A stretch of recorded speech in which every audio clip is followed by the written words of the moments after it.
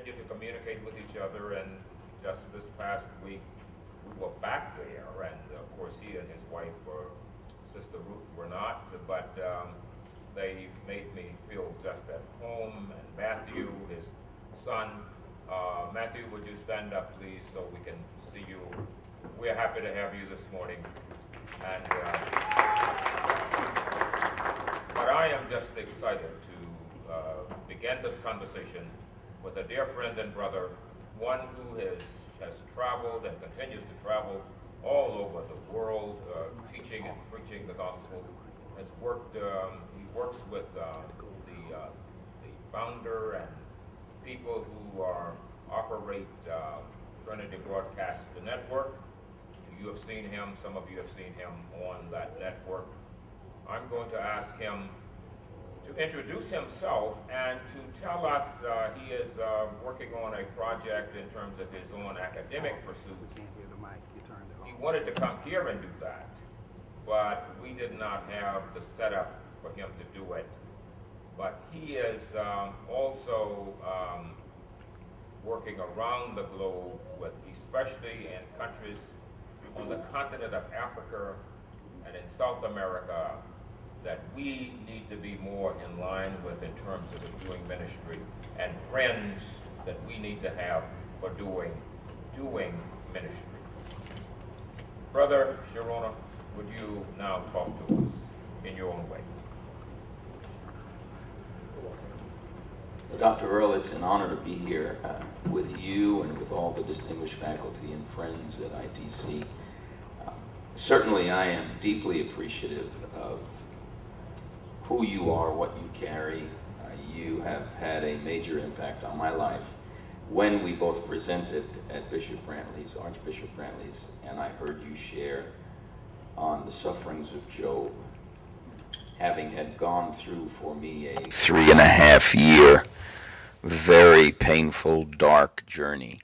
I had never, in all my years of preaching or hearing preachers, and I've been around some pretty significant preachers, I've never heard anyone articulate in the course of an hour the wisdom of the sufferings of Job the way I heard you. And it immediately endeared me to you because of the way God has framed your perception of who he is, what he's about.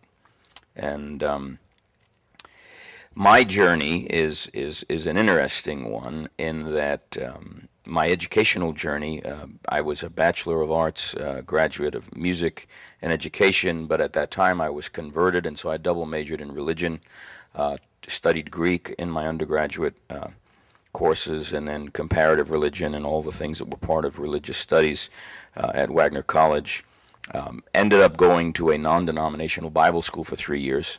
After that, I got a Master's of Divinity from a Baptist school that didn't know what to do with a covenant theologian that wasn't a dispensational.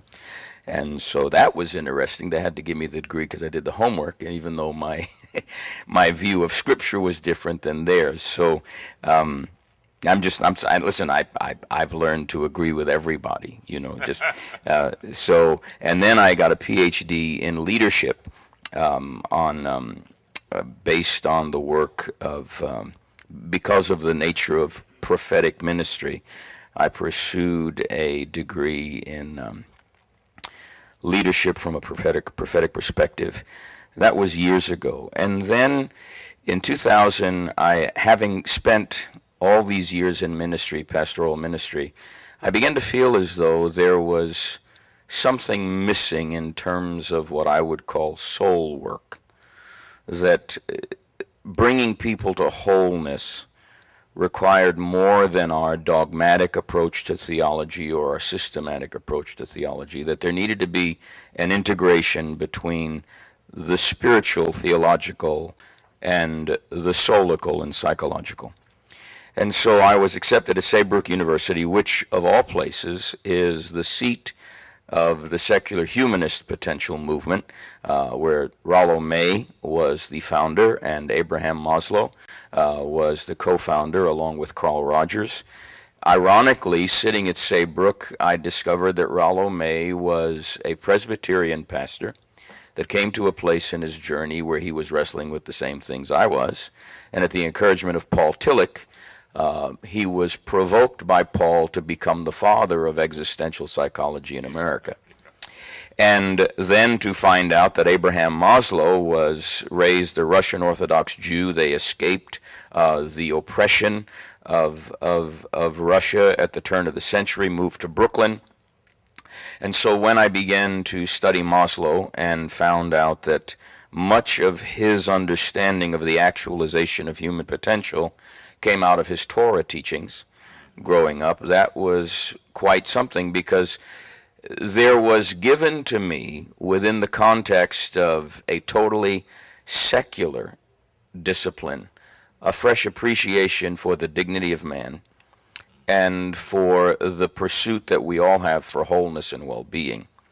My doctoral chair, who passed away, was the world's leading expert on William James. And so I did my master's on the person of Jesus in terms of his humanness and how he related to the divine. And I was pursuing the doctorate, and then I hit that long, dark tunnel. And in that long, dark tunnel, I could hardly function. I spent 3.5 years in extreme anxiety and depression, was on all sorts of meds and could hardly function, and really thought my life was over. So by the grace of God, he brought me through that. And I was just coming out of that when I met you. And it was at that time I wanted to complete the PhD, but wasn't sure that, and my doctoral chair had passed away, so the thought of, I wanted to sit at his feet because he was the world's leading expert on James. But in the process, God began to redirect me to look at semiotics. And there was a man that wrote about dark signs and obscure symbols that provoked me to look at semiotics. The only problem was, because I had a psychology degree as a master's, I could not parlay that into a doctoral degree in theology with ITC. But because I'm a good friend of Leonard Sweet, Len was able to work out a way in which George Fox University took all my credits in psychology towards the semiotics, the doctorate in semiotics and future leadership studies, which I'm in the midst of right now. And I've got about another 1.5 years and I'll be done. But with that semiotics degree, I will be able to combine the psychology and the theology, the spirituality and the psychology in a way that I think can integrate based on where we are. I think when we talk about globally, I think there's a crisis in leadership, and I think that the signs of our times need to be re-signed because the narrative demands it. And so from my perspective, the big question for me right now is, what's Jesus up to and where's he going? And if he is the sign that we are to follow, and we are the signs that follow him, then what are the signs that we need to be looking at in the culture, globally and locally, that are indices of the Spirit's moving? And I think God's moving in places that the church hasn't gone yet. And that's the problem the church has, is that we want God to stay contained within the institutionalized form of what we call Christendom. And it seems as though God's doing an end run around the church and going places that we have not been willing to go. Well, that's, thank you. Let's see if we can push the conversation a little further in a focalized direction. You focused us, but there are some concerns that we have in terms of what we are doing here Sure. at ITC. Say some more, if you will, about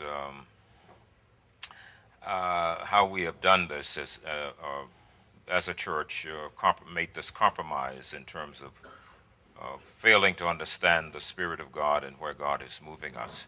Do you see that do you think that that's been a problem with seminaries as well?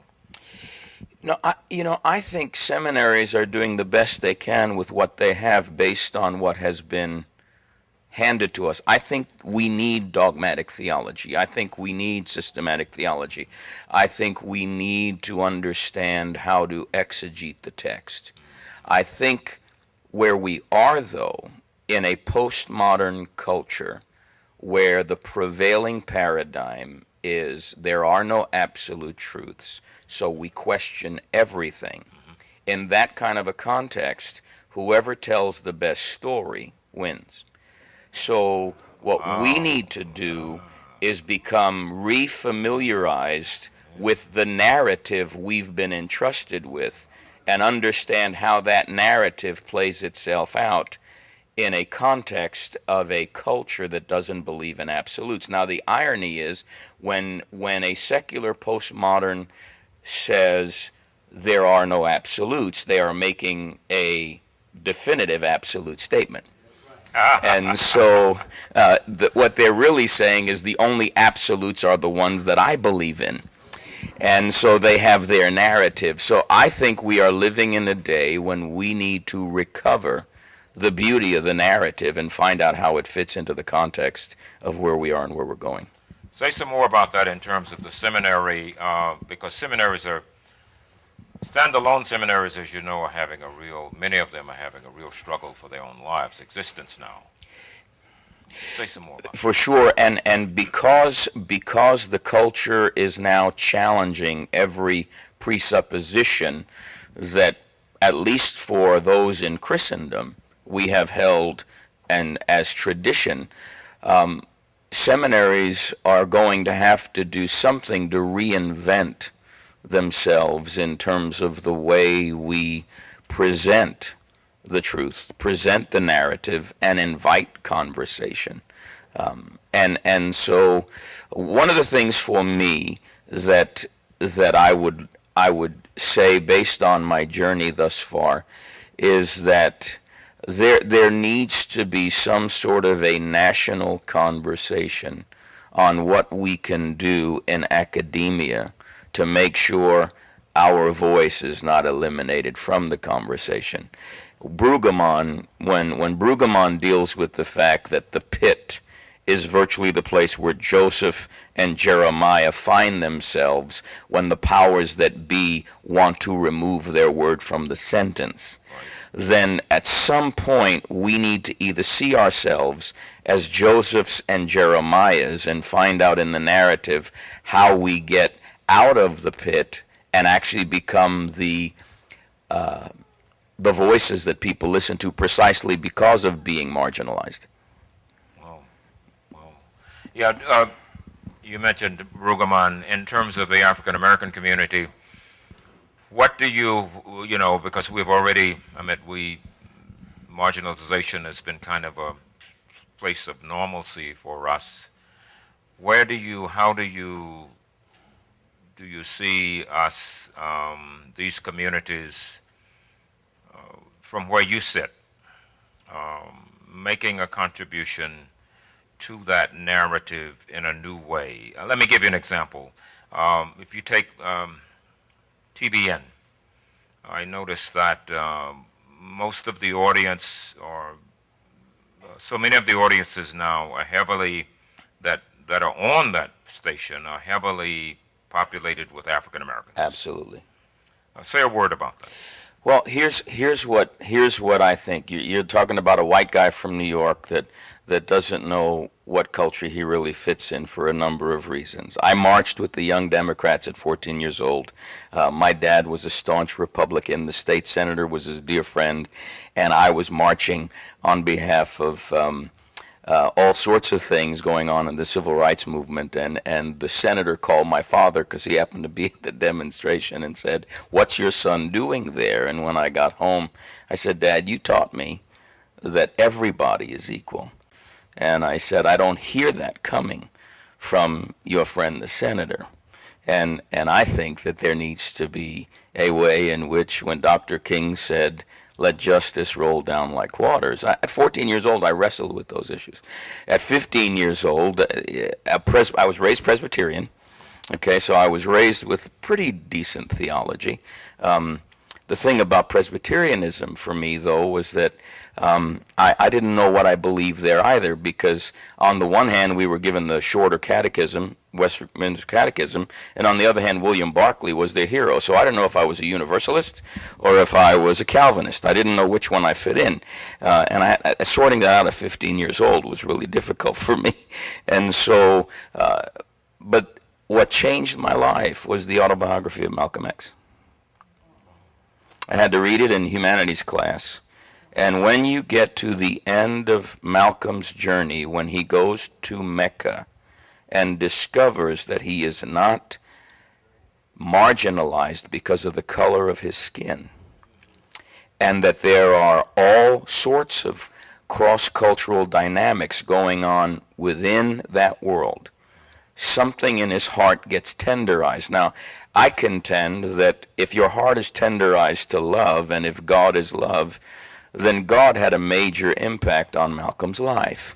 And so he comes back into an American culture where there is a great disparity in terms of equality. And he finds himself having to redefine his message, only to be met with resistance. So for me, where it really hit home, I mean, my son Matthew is with me today. My wife and I, and if I get to talking too much, just tell me to hush. My wife and I lost our first child and could not have any other children, and God asked us if we would be willing to adopt. And we said yes, and God specifically said, would you be willing to adopt an African-American child? And I mean, these were moments. There was no audible voice. There was just an awareness, and we said yes. And within 2 days, the phone rang, and Matthew was still not born. It was days before he was going to be born, and we were able to do an out-of-state biracial adoption at a time when the laws were changing. And we were able to secure that adoption. I mean, the whole thing was a sovereign miracle. But in the process, we were in Raleigh, North Carolina. We had just started pioneering a church there in 1988. And at the time, in terms of statistics, Raleigh was the most covertly racist city in the South in terms of its policies. And here we were endeavoring to build a cross-cultural church in that city. And it wasn't until Matthew came along that we found out just how covertly racist the city was. So, and I could go into all the details, but that and I have always been involved in cross-cultural ministry. Most of my ministry has been in the urban church, sure. So that's all I know. But the thing that I've learned in terms of urban ministry is that because of the marginalization of the African American community, there is a sense of community in the African American church that is sorely lacking in the greater culture of Christendom. And so I never felt so at home as I did when I found myself in the context of the African American church, because it was family. And in family, even if you have differences, you still love each other. You still work through your differences. You are tolerant, so that if I'm going to be dogmatic about an issue, I am not going to do it at the expense of destroying a person for whom Christ died. Amen. I learned that in the African American church. So you would say that that's why we don't, African Americans don't put, well, let me put it this way.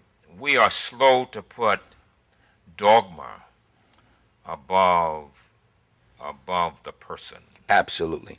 I mean, and I think what really brings us together is ideologically, or we differ theologically over an issue. We can still get together and praise God and rejoice when the music starts. Absolutely, because goodness and beauty are part of who God is, and those are unifying factors. That's right. Yeah. Now, in terms of the church globally, our taking the message of globalizing our presence, around the world in terms of what we do here at ITC. What would you see as some of the challenges, and what would you see as some of the strengths that we have to offer? Well, I think number one, the rich diversity of what you have at ITC is worth talking about. And so I think coming into the 21st century, understanding that the language of the day is Facebook and Twitter and Instagram. I think my wife refused to get emails. Did never wanted to work with a computer, and it took her until about 5 years ago to be willing to have an email address. And so I lived with a woman who was convinced that she didn't need emails until she was missing out on all sorts of communication. And I was late coming to the Facebook community. I was late coming to the Twitter community. But I think that seminaries in particular, if we're going to get our message out, we need to begin to look at the fact that WikiFaith is a reality for us right now. And if we're going to engage with millennials, then we need to begin to communicate at a level where they can relate to us and provide little, because their span of attention is about 8 seconds. So we live in a soundbite culture and in an image-driven culture where Vimeo now is saying if you put a video on the web, 8 seconds. So how do we say in an economy of words things that can provoke mystery, insight, and hunger as it relates to the narrative? How do we do that as seminaries? How do we do that as academicians? How do we do that as preachers of the gospel that want to take the gospel to the ends of the earth? Wow. Oh, well, that's a, provoking question, because we don't, maybe in the seminaries, even in our own education, we don't think like that, because the narrative for us is so complex. And we often see that as overly simplifying the message, the truth. Right. How do you deal with it? Well, I think the message on the one hand, I think orthodoxy is paradoxy. I think it is both profound and simple at the same time. So if God can come down and make mud cakes and build us from a mud pie, then I've got to learn how to dumb down these heavenly realities and get my hands dirty with the culture and be willing to identify with where people are.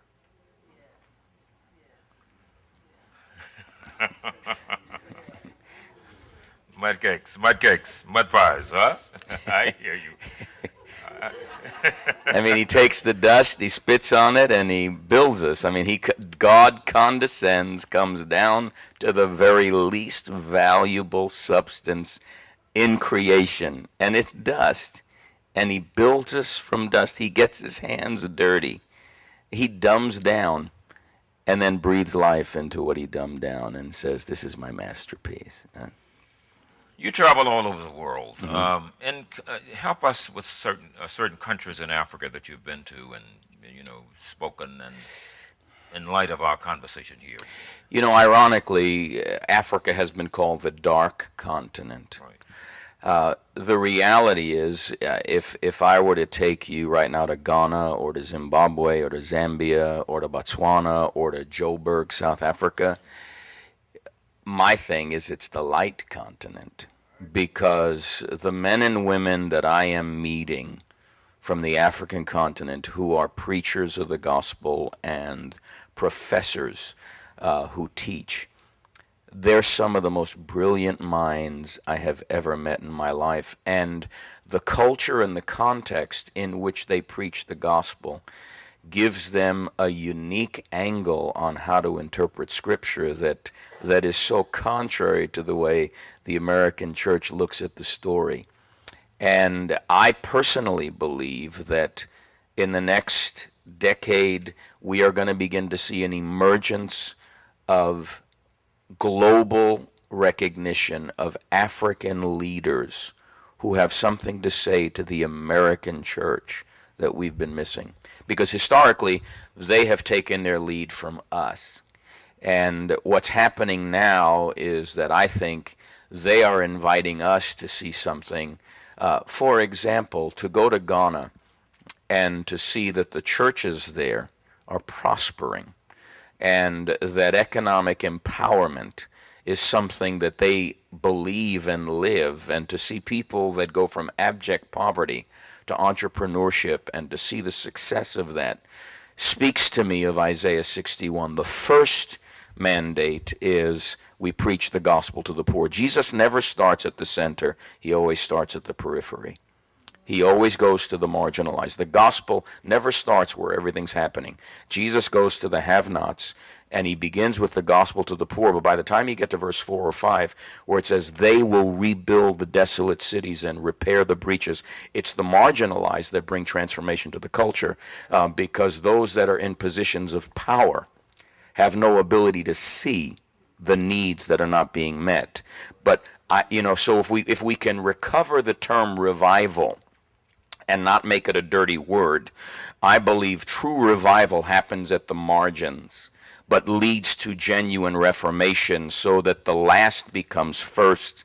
And because I believe a God is a God of reversals, and there is a last that is going to become first if we dare to believe our story is that good. Wow. Am I doing okay? Oh, of course. Yeah. Okay. I think you've given us food for thought.